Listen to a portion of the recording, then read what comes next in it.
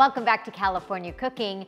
Roll out the red carpet because today we're celebrating the Oscars with a chef who's a celebrity in his own right and party recipes that are sure to win you a golden statue. It's the hottest ticket in town after the Academy Awards. Award-winning chef Evan Funke is headlining the Vanity Fair party for the third year in a row. I visited him at his restaurant Funke to find out what he's cooking up for the most star-studded party of the year.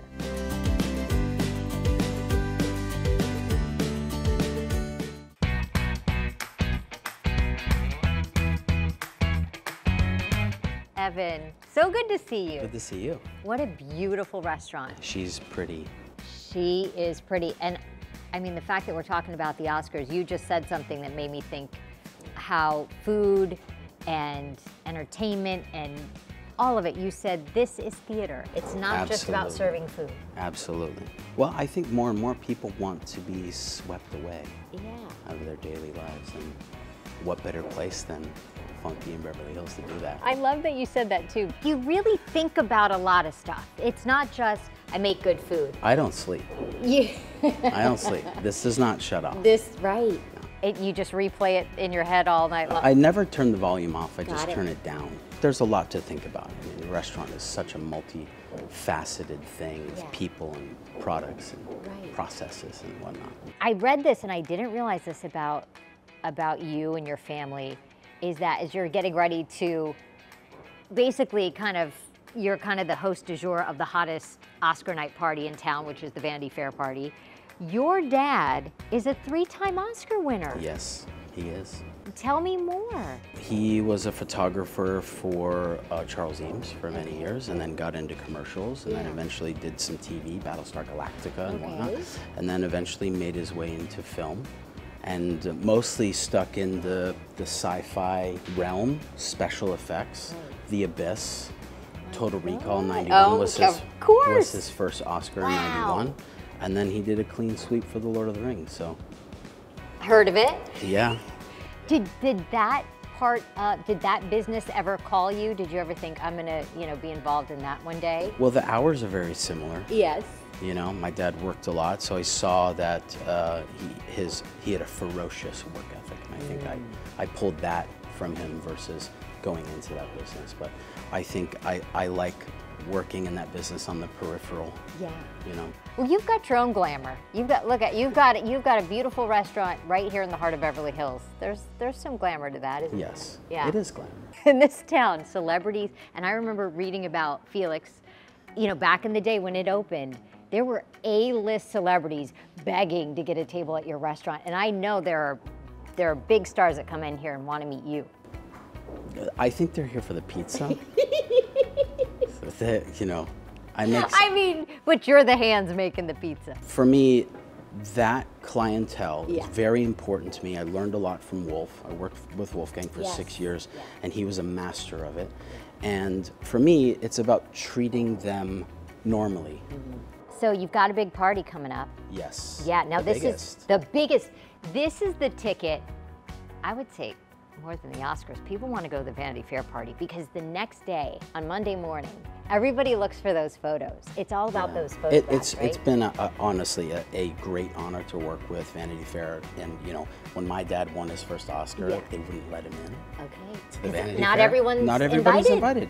So this is the party of the year for Hollywood. This is my 3rd year. Yeah. And hopefully there's a 4th year because we really enjoy doing it. It's a lot of work. It's like 2 24-hour days back to back. Okay. It's all about the details and making sure that every desire and need is met and met with a smile. The other thing I think is interesting too is when you think about it, when many of these celebrities left their house at 2 in the afternoon to get to the Oscars, they're starving. They're starving. By the time they get to your party. Right? They're ready to eat. For those of you, can't come to the party, we're having a pizza party this year at Vanity Fair.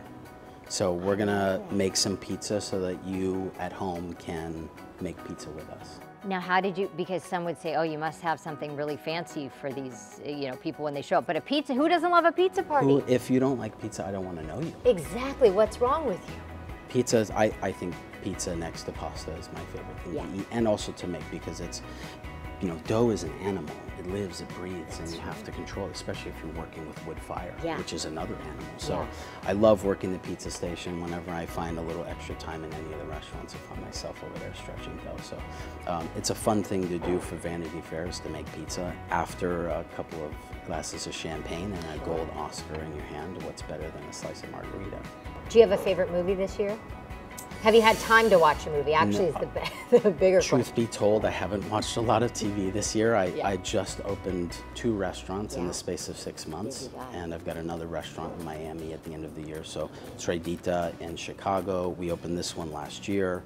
Vegas. Mother Wolf in Vegas. So it's been a busy year so far. But I've been dying to watch Killers. Yeah. Scorsese. I'm a Scorsese fan. He'll be here, I'm guessing. For sure. Yeah. Leo, the whole gang. Yeah. They like pizza. They do. You ever made pizza at home before? I have. But for me to even Sounds say like it was unsuccessful. it was okay. Well, here's the It was thing. okay. You should make as much pizza as possible. And Yeah. even if you mess it up, the worst thing that happens is pizza. People eat it cold, 3 days old. Like, so pizza is very personal. Yeah. Everyone has their own idea of what is great.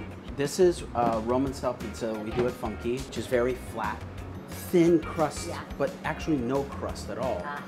It's called the cornicione. What I want from a pizza is when you eat it to have the cross section of like a Dorito or like a corn chip, where it's crunchy and crispy, and it's crispy where the bubbles are. The job of the pizza maker is to move air. This, to me, is the stuff probably that's keeping you up at night. See? Right? I can see the wheels we get each other. turning, yeah. This is 00 flour, yeast, salt, water, and a little bit of olive oil to get that very kind of crispy, crunchy. What we want to do is essentially dimple this. So I'll actually give you one. Let's do it Okay, together. all right. This flour is a different color than... Yes. So this is semolina rimascinata, which makes the bottom of the pizza very crispy. We're going to play piano, okay? No nails. So we're going to bounce like this. Nails We're going are to not bounce. good, yeah. Fingers open. All right, now what we're going to do is we're going to make an arrow like this, okay? So we're going to start at the bottom and we're going to bounce upwards. Bounce up and then come out. Up the center and then out to the cornicione. Bounce up and then out. What we're doing is degassing the areas where the fingers touch. It moves the air to other parts so that there's irregular bubbles. So when you eat it, it's kind of like choose your own adventure where the air actually goes. So what we've got is a nice flat disc. Now there's a couple different ways that you can stretch this. One is the DJ stretch, which we're gonna basically scratch the record like this, stretch it. The other one is the Napolitana slap, where you're basically slapping it against the bank, which is a little bit harder. Just takes a little bit of practice. And then the last kind of one is we're just gonna go and make a fist, soft hands like this, relax. And we're gonna flip it up on top of your hand, and we're just gonna do this, and we're gonna do the breast stroke, just like this. Yeah. Yep, Not bad. You've made pizza before. The hands aren't breaking through. All right, so now we've got super thin. You guys can see that, nice and thin. And if you look up at the light, you can see how strong the gluten matrix is. But it's like you made a large pizza and I made a small, Right, medium. but I've probably made about 35,000. Yeah, so. I know. Okay. We're gonna build what's called the diavola. It's everybody loves Spicy, yeah? spicy. So what we're gonna do is just kind of crimp the crust here. First, depends on how crispy you want it. So I like to do this crispy. So at home, if you add a lot of sauce, it's not gonna get crispy. If you do a thin veneer, it's gonna be very crispy. So I add about 2 ounces and just spread. Then we add a little bit of peperoncino, just a touch, and then some Parmigiano Reggiano. So we have a little bit of basil and some mozzarella di bufala. We're gonna do the salame picante. This is, I'd imagine, very fast in your hot. Well, pizza for me is the first Italian fast food. Yeah. All right, so we're ready. We're gonna add a little bit of olio santo. Yes. Oh my gosh. Here is where we just need a little bit of flour. So at home, if you want to just build the pizza on the pala, that's totally fine. But this is where my belly comes in handy. And we're just gonna scoop pizza here, and then in we go. Ready? I'm so ready. Grab that one right there. That one's got your name on it. Thank you, Evan. You Okay. professional. Will you join? Sure. Me? I never say no to Let's pizza. see how we did. Cheers. Cheers. More people need to eat pizza in the morning. Yes. And it drips. I love anything that's down the hand to the elbow. Evan, I'm such a fan. Come Thank in you. for a hug. Have so much fun. Oscar Sunday.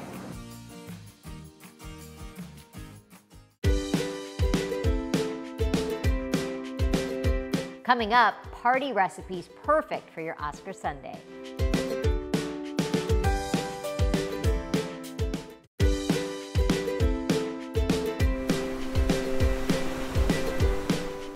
Here is a fancy sandwich fit for watching your favorite stars on Hollywood's biggest night.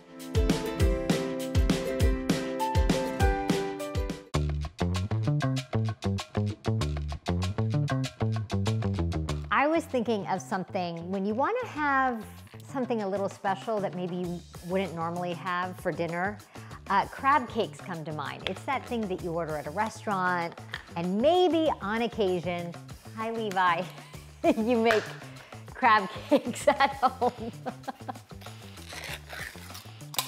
Now, crab is expensive, and this is lump crab meat. This much crab could easily make you 10 crab cakes. So when you do the math, I mean, this was like $55, but considering you could get 10 crab cakes out of it, that's $5 a crab cake. Not too bad. Cheaper than a restaurant. So you can really stretch your buck. And the way you stretch your buck with crab cakes is by all the yummy stuff you put in, which I do. Green pepper, red pepper, celery, a little bit of egg and breadcrumbs. So let's start with the flavoring for our crab cake. And here's the kicker. Our crab cake is going on a sandwich. Extra decadent and kind of yummy. First thing, I'm gonna do some celery, and I'm gonna save my celery leaves. And you'll see why a little bit later. But a few stalks of celery. You want a pretty fine dice on that, because crab is a very mild flavored thing, and you add all this, some Old Bay seasoning to give it some extra flavor. Now to our onion. I'm gonna do green onion. You could do white onion, but I just think the green onion adds a little something. Depends how big they are. I have one huge one, two huge, and two little ones. Again, fine chop of the green onion. And now to our peppers, a red and a green bell pepper. And we're gonna saute all this up and then add it into our crab mixture.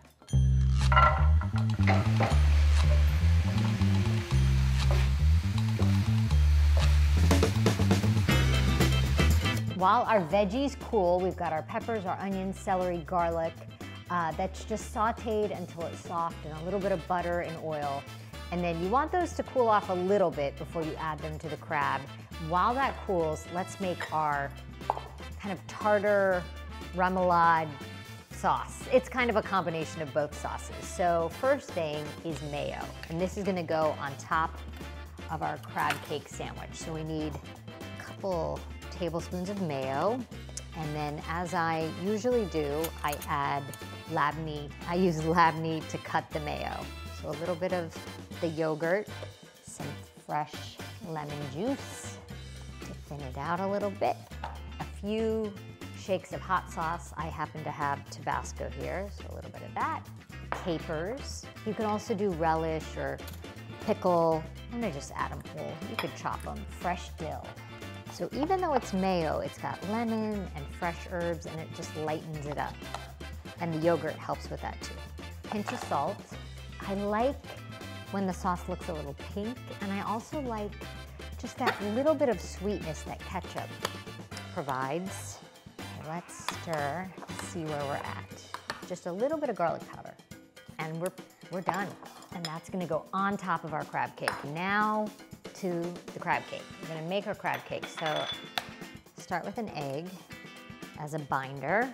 Also a little bit of mayo, okay? Then our veggies, our lump crab meat. And you should go through and check for shells.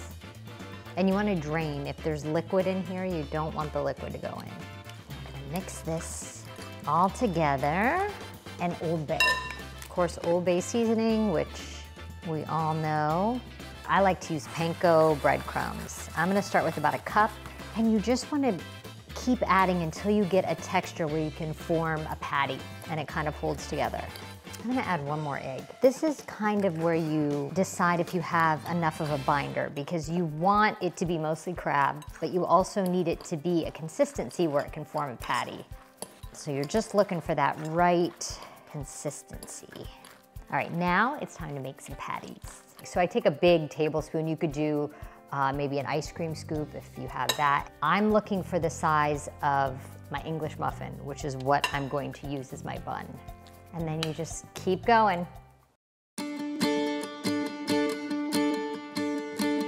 Time to cook up our crab cake. So same pan that I sauteed the veggies in, you don't even need to clean it out. Little pat of butter and a drizzle of oil, olive oil or avocado oil, whatever you have, just because butter burns. If you can let them chill for 30 minutes, that's great. And you just wanna do a shallow pan fry. You want to be delicate so they don't fall apart. Once it bubbles, you just slide it right in. Our crab cakes are done. They're nice and crispy brown on the outside, both sides. They held together pretty good, but now time to build our sandwich, and I've got our toasted English muffins. First thing is our yummy tartar / remoulade sauce, both sides of the sandwich, so it holds on to it. And this is why I saved our celery leaves. I'm gonna top our sandwich with a little bit of celery leaf, some shaved fennel. I just happened to make this sandwich the other night, and I happened to have fennel on hand, and it was so good on the sandwich. And then some lettuce. So I'm just gonna quickly drizzle a little olive oil and a little lemon. So we dress our salad, and even a little bit of salt. Crab cake on our English muffin, and then a few of our celery leaves and our lettuce leaves and our shaved fennel, and then our little top bun. And there is our decadent and delicious, Ooh, yeah. thanks Levi, crab cake sandwich. Crab cake sandwich. I gotta see how I can get in here and get a bite. Get the bite. Get the bite. Mmm. The bite. One bite? Yummy. Mmm, more for me.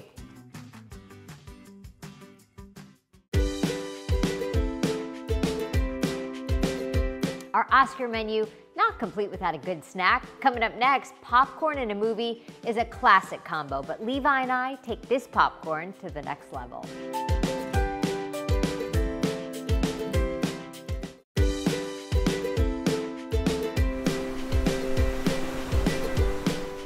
When you're watching TV, nothing beats a snack that's salty and sweet, like this popcorn mix Levi and I had so much fun creating, and we could not stop eating.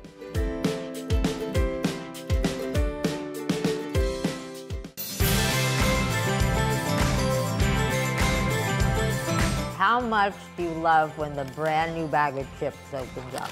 It's so good. I can Isn't that shove the- my hand in there. Exactly. Okay, Levi, today we're gonna make caramel corn, but we're gonna throw everything in. So we're gonna throw in some Chex Mix, some M&Ms, some sprinkles, Yeah. and I'm gonna make caramel. So it's like a caramel That's corn fun. gone mad. We've got our M&Ms. What is your favorite thing to eat if you're watching a movie? A bar of dark chocolate. A bar of dark chocolate. So Levi, we're gonna do some peanut M&Ms and regular M&Ms. We're gonna do some peanut butter cups, sprinkles, Chex Mix, nuts, whatever you have in the pantry. This is plain popcorn. There's no salt and no butter. That way you can control how much salt and butter and everything. So we're gonna make some caramel, homemade. You ready? Yeah. Let's do it.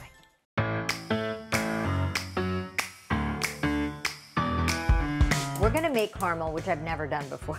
Okay, caramel is very dangerous.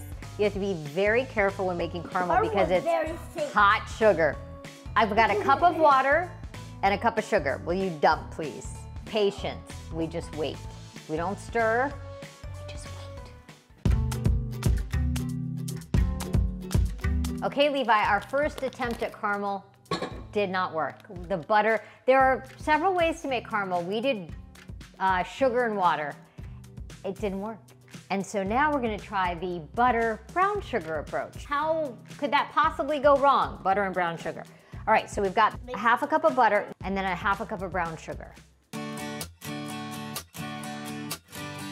Okay, very hot caramel is coming in over our big bowl, and we've got our popcorn in here. Mix, mix, mix, mix. And then you try to coat as much of the popcorn as you can, but you don't touch it right away because boy, it's hot. Now at this point, yes, sprinkles going in. M&Ms. You don't have to add them all, but you can. Chex Mix going in. Cashews definitely going in. Going in. A Reese cup. And Make sure that the Reese cups are in my area. potato chips going in. Reese going in. Everybody in the bowl. Everybody in the bowl. And now we've got. We should tell the movie theaters to make this. We should. What's your favorite movie, Levi? What movie are we gonna watch? Top Gun. Top Gun. And It's sweet, the part that I salty, crunchy, just like you. Thanks, Levi. I know. Well, that does it for us. Thanks for watching. We'll see you guys next time. Thumbs up. Oh, hot sugar. Hot sugar. Sugar. Sugar, sugar, sugar. Hot sugar. Hot sugar, sugar, sugar. Do, do, do. Wait, what do you... Okay, go sit, go sit.